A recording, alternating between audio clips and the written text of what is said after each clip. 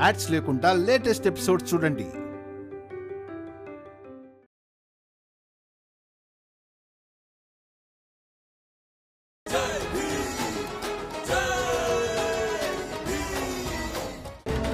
కానీ అత్తయ్య వచ్చేసిందిగా.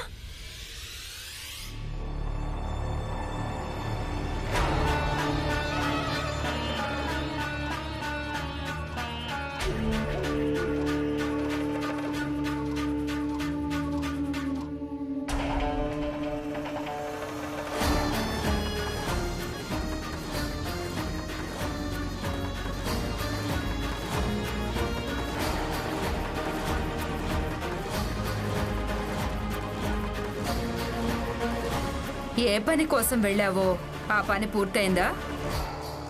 లోపలికి పదండి.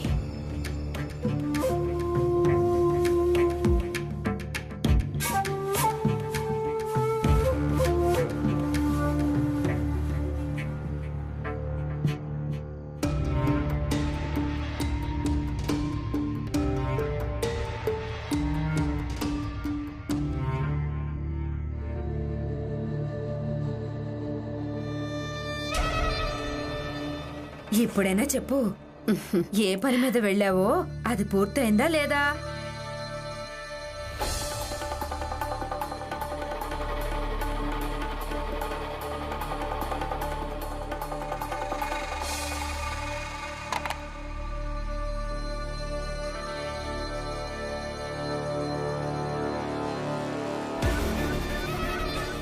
అద్భుతం జీజాబాయ్, అద్భుతం.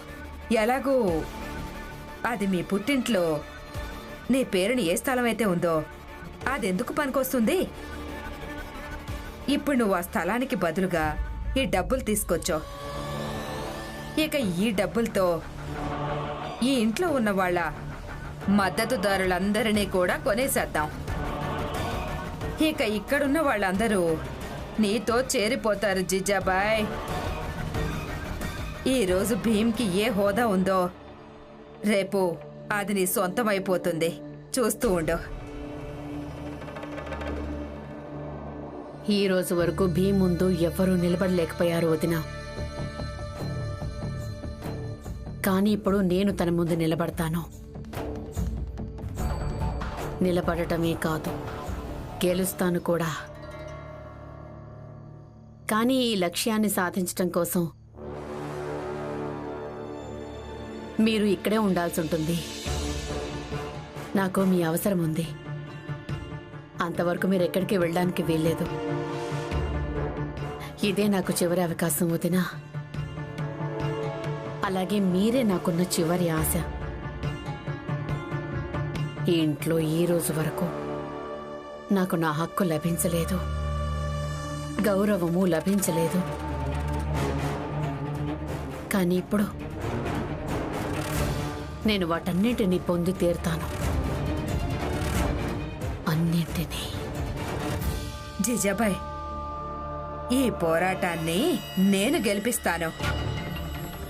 ఇక ఇప్పుడు మనం ఎలా అయితే పథకం వేశామో అలాగే చేస్తూ ఉండాల్సి ఉంటుంది.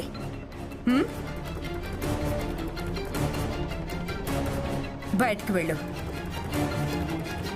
ఈ డబ్బుల్ని నేను దాచిపెడతాను, సరేనా? సరే, వీటిని జాగ్రత్తగా దాచిపెట్టండి. అన్నట్టు జీజాబాయ్, ఇప్పుడు నువ్వు పద్ధతి మార్చుకుని అలాగే గొంతు మార్చుకుని మాట్లాడాలి. అర్థమైందా? ఇంకా వెళ్ళు.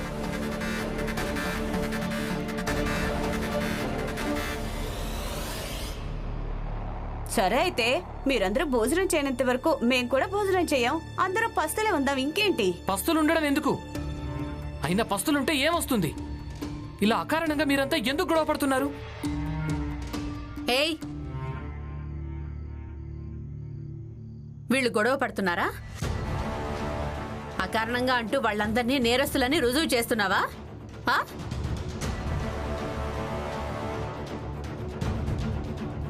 జీజాబాయ్, ఇప్పుడే పుట్టింటి నుంచి వచ్చావు. వెళ్ళి విశ్రాంతి తీసుకో. రాగానే ఇంటి విషయాలు మాట్లాడాల్సిన అవసరం లేదు. అవసరం ఉంది.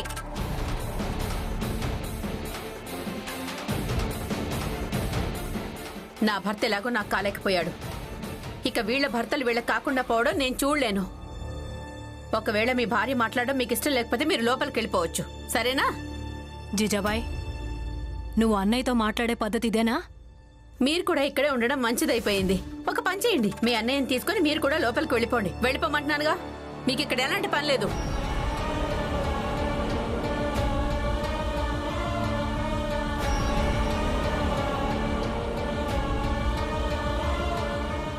నీ పద్ధతిని గొంతుని సరిగ్గా మార్చుకున్నావు జీజాబాయ్. ఇప్పుడు కావాల్సింది ఇదే.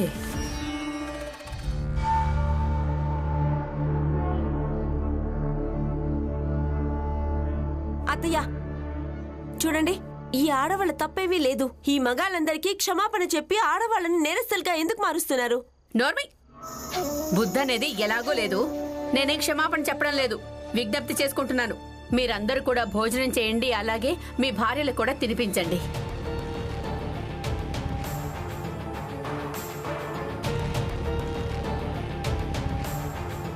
జీజాబాయి ఎందుకిలా చేస్తుంది? హితేష్ అన్నా, ఇక మీరే అందరికీ నచ్చి చెప్పండి.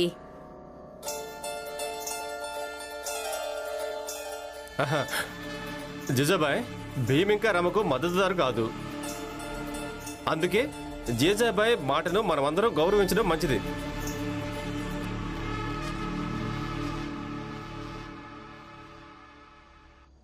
జనార్దన్, జోకు, అలాగే సకారం, మీరు ముగ్గురు భోజనం చేయండి. అలాగే మీ భార్యలకు కూడా తినిపించండి. ఇక తర్వాత విషయం తర్వాత చూసుకుందాం. తర్వాత ఏం చేసుకుంటారు? ఇప్పుడైనా మంచిగా ఉండొచ్చుగా.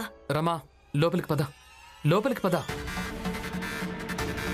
అదేంటి ఇంకా నిలబడి మొహాన్ని చూస్తున్నారు? రోజు ఉండేదే, వాళ్ళని వదిలేయండి. వెళ్ళండి, వంట చేయండి, అలాగే మీ భర్తలకు తినిపించండి. వెళ్ళండి వెళ్ళండి.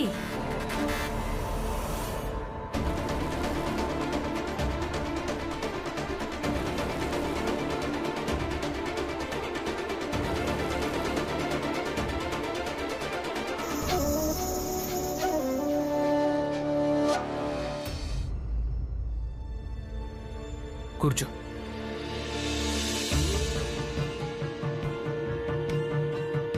చూడ్రమ్మా, బయట ఏదైతే జరిగిందో దాని విషయంలో మనమేమీ చెయ్యలేకపోవచ్చు. కానీ ఒకవేళ మనం కావాలనుకుంటే ఇక్కడ కూర్చుని ఇద్దరం ప్రశాంతంగా చదువుకోవచ్చు. కాసేపు చదువుకుందాం. ఇదిగో,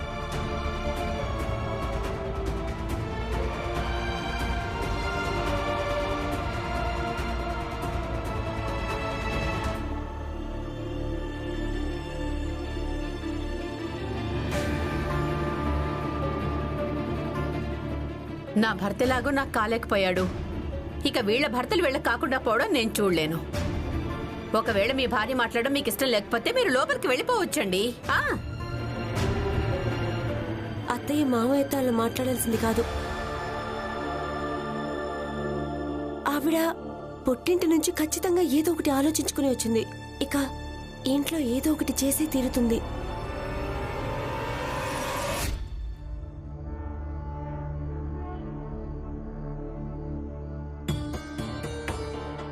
మీ వదిన నీకు సందేశం పంపించలేదా? నేను ఆవిడికి చెప్పాను, ఒకవేళ నీకు శాంతి కావాలనుకుంటే పుట్టింట్లోనే ఉండమని. భర్తకి ఏమీ చెప్పాలనుకున్నప్పుడు తన దగ్గరికి ఎందుకు వచ్చావు?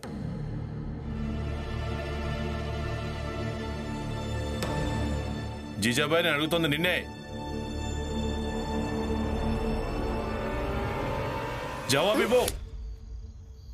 అప్పటి నుంచి అడుగుతున్నాను, నువ్వేం మాట్లాడడం లేదేంటి? నేనేం మూర్ఖుడి కాదు. నేను అడిగిన దానికి సమాధానం చెప్పు.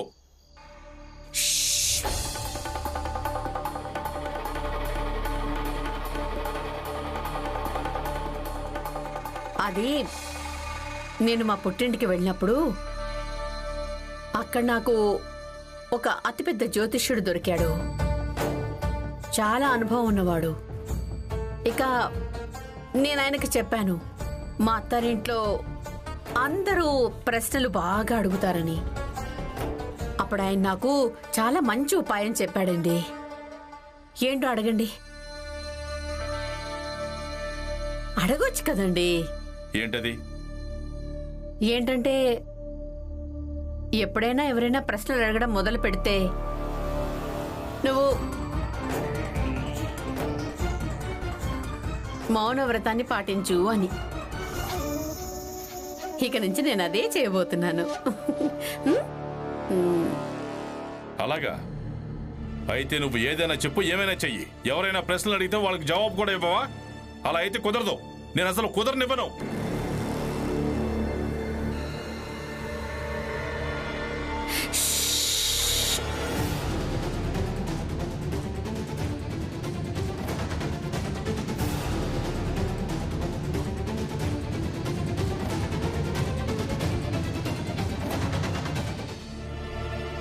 ఏమండి, మాట్లాడుతుంది మీతోనే. మీకు వినిపిస్తుందా లేదా? వినిపిస్తోంది, కానీ ఎందుకు చెప్తున్నావు? ఏంటి, ఎందుకు చెప్తున్నావంటే? నాకు బెంగగా ఉంది, అందుకే. బెంగ? నీకు దేని గురించి బెంగ కలుగుతోంది? అయినా దేని గురించి అయినా బెంగ ఉంటే అది చదువు కంటే కూడా ముఖ్యమైందా? ఒకవేళ అయితే చెప్పు. చెప్పు. లేదు, ఏం లేదు.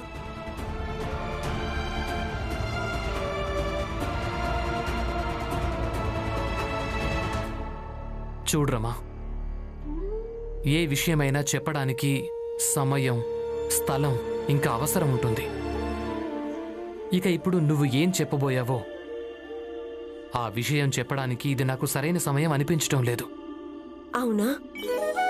మీకు తెలుసా, మీరు ఎప్పుడు భీమ్రావ్ అంబేద్కర్లా మారుంటారు. ఈ రమ కోసం భీమ్రావ్లా ఉండరు. సరే మరి, భీమ్రావ్ అంబేద్కర్లానే ఉండండి. రమా,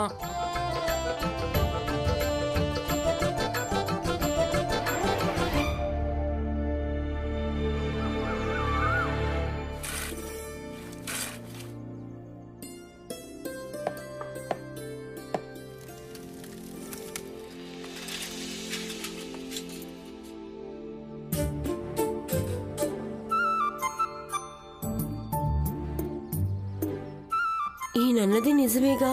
అన్నింటికంటే చదివే ముఖ్యం. ఇక నుంచి గుర్తుపెట్టుకుంటాను.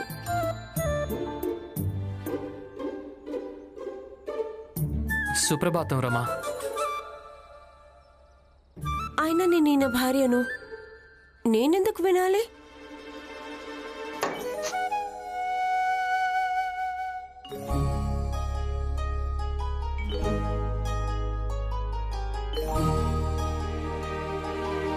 రమా,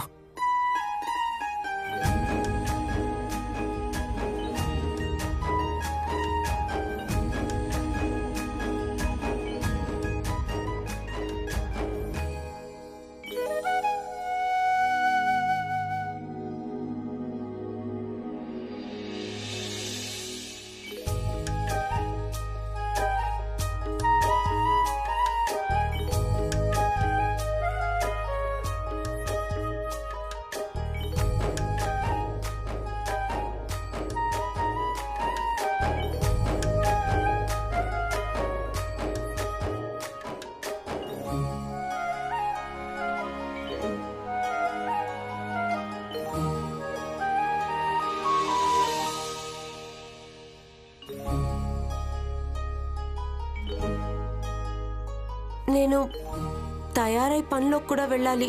అయితే వెళ్ళు. నేనెప్పుడు కాదన్నాను?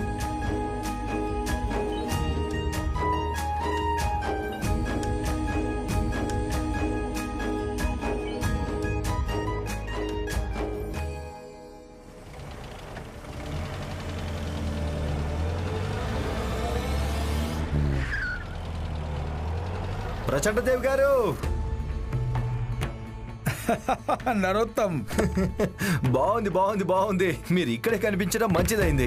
విషయం ఏంటంటే మా అమ్మ నాన్నలకు పెళ్ళయ్యి 30 ఏళ్లు పూర్తయ్యాయి. ఇదే సందర్భంలో ఇంట్లో విందు ఏర్పాటు చేశాం. అందుకే మీరు కూడా రావాలని కోరుకుంటున్నాను. అరే అదేంటి, చాలా చాలా అభినందనలు. తప్పకుండా వస్తాను. ఇక సెలవివ్వండి, బోలెడు పనుంది. మీరు తప్పకుండా రావాలి.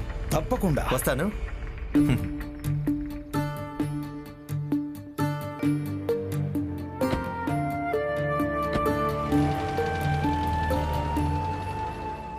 అన్నా, మీ దగ్గర ఏమైనా పనుంటే చెప్పండి. లేదు, ఏ పని లేదు. రమాబాయ్, జనాలు ఎంత నిర్దయులో. ఏం పర్వాలేదు, నీకు నేను పనిస్తాను రమాబాయ్. అదేంటి మర్చిపోయావా? నీ భర్తకు కూడా పనిచ్చాను కదా. వీళ్ళు సహాయాన్ని మర్చిపోతారు. సరే అయితే, ఈ వ్యక్తి ఈ రోజుకి నీకు ఎంత డబ్బు ఇస్తాడో నేను నీకు అంతకంటే రెట్టింపు డబ్బిస్తాను. కేవలం ఒక్కరోజే పనుంది. చెప్పు, చేస్తావా? నీకు తెలుసారామా, నేను ఆయనకి ఏం చెప్పానంటే ఈసారి కొంకణ్కి వచ్చినప్పుడు నెలకు సరిపడా మందులు, పళ్ళు, అన్ని ఖర్చులకు సరిపడా డబ్బు తీసుకొస్తానని. కానీ చూసావా, ఈ 2 నెలల్లో మొత్తం 10 రోజులు కూడా సంపాదించలేకపోయాను. పర్వాలేదక్కా, మీరు ఈ డబ్బులైనా తీసుకుని వెళ్ళండి. కనీస అవసరానికి ఉంటుంది. రమా, మనం పేదవాళ్ళం. మన దగ్గర కేవలం ఒక ఆశే ఉంటుంది. ఇంకా మన దగ్గర ఏం ఉండదు. ఇక దాదాపుగా మన జీవితాలు ఇదే పేదరికంతో గడిచిపోతాయి.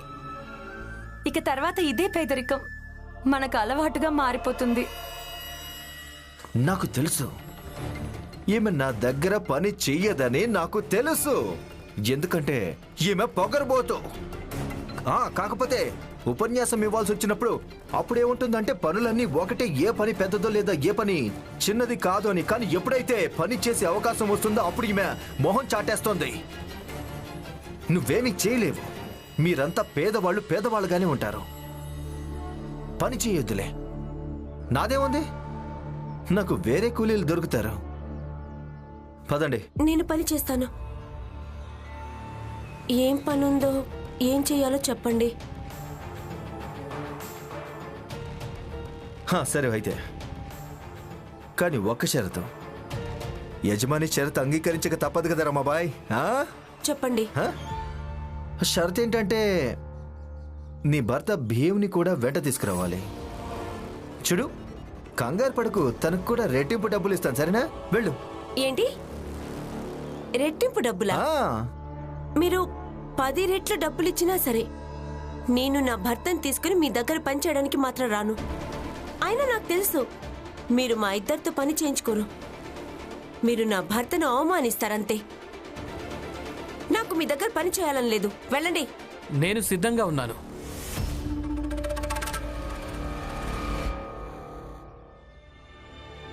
మేమిద్దరం మీ వెంటొస్తాం, పని చేస్తాం. ఈరోజు ఎలాగూ ఆదివారమే, కాలేజ్కి వెళ్ళేది ఏమీ లేదు. లాయర్ గారు కూడా ఊరెళ్ళారు, ఆఫీస్ కూడా వెళ్ళేది లేదు. ఏంటి ఏమంటున్నారు మీరు? మీరు పని చేయకూడదని చెప్పాను కదా. ఈయన దగ్గర పని చేయడానికి నీకు ఏ కారణం ఉందో నాకు కూడా అదే కారణం ఉంది. నువ్వు ఇంకా వదిన మాట్లాడుకోవడం నేను విన్నాను. ఈ పోరాటమే కదా మేం చేస్తున్నాం. ఎందుకంటే మనం కూడా ఈ పేదరికల నుంచి బయటపడాలి.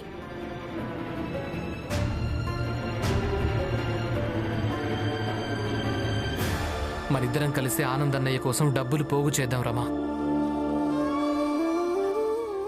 ఏం పనుందో చెప్పండి, మేం మీ వెంట వస్తాం. అయితే పదండి. ఇక్కడే నిలబడి నాటకాలు ఆడుతుంటారా? పదండి, రండి. పదండి.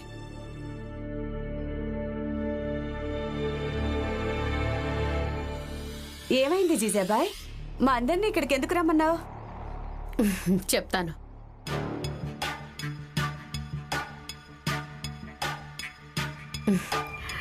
ముందు డబ్బులైతే తీసుకోండి. ఇదిగో.